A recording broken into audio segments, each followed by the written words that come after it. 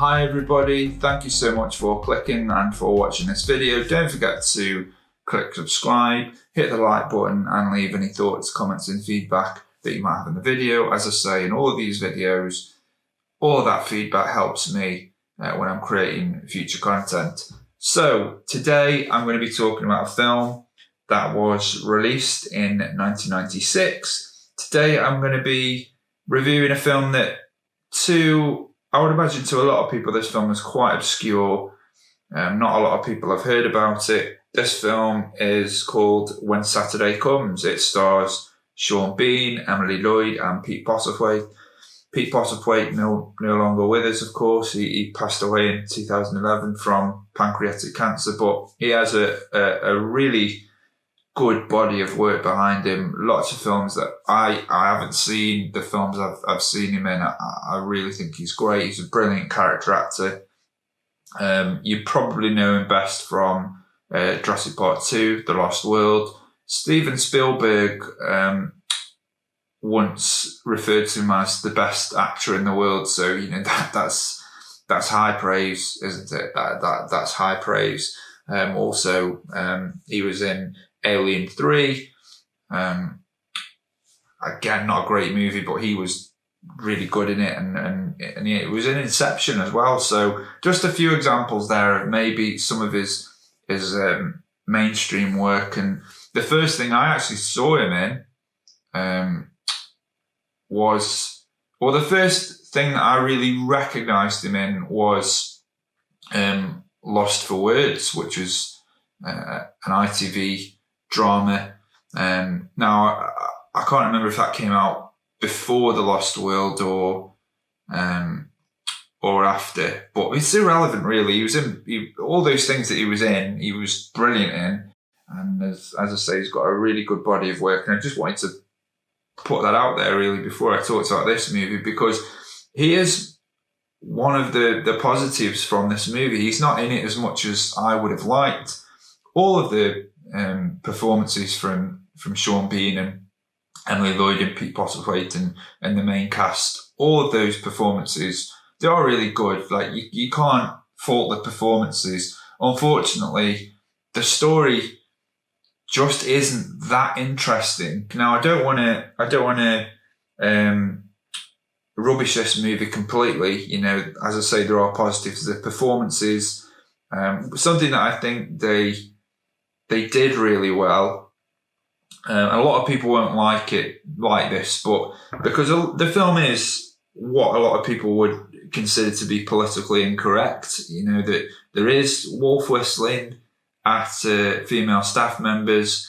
There is sort of a large drinking culture. There is this kind of politically incorrect, what some people would now say is politically incorrect. You know, these attitudes towards people in the pubs.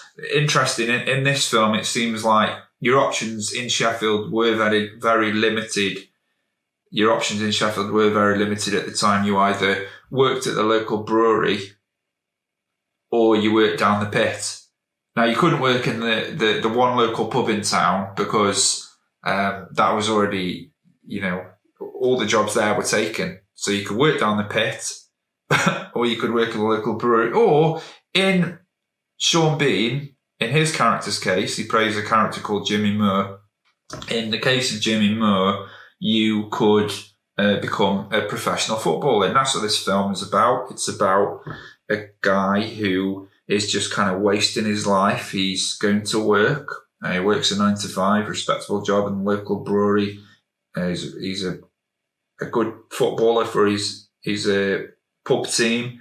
And he gets scouted. He goes to a team that's at a slightly higher level. And then he gets scouted and goes for a trial at Sheffield United, who, of course, Sean Bean is a lifelong fan of. This is where the critique comes in. There's nothing, there's no hope, there's nothing, it's bleak. And the only thing you can do is become a footballer. And without this, there's nothing. And what I cannot deal with in this film, and any film, is a miserable film score. And the film score here just does everything it can to make you feel sad, with the exception of maybe a couple of tracks towards the end. It just does everything it can to bring you down. Now, I can compare this film to other films about, like if I look at a film like Billy Elliot. Now, the situation, of course, is he lives in a small town. There's no hope. There's nothing for him. But he finds his love through dance. He finds happiness through dance. And they use that music. They use like T-Rex, and there's a balance, isn't there, between the drama that's going on at home and and the freedom that he gets when he dances. There's that balance, and the music is so important. And in this film, it's just, even go back and if you get a chance, go and just, if you can, just watch the opening scene.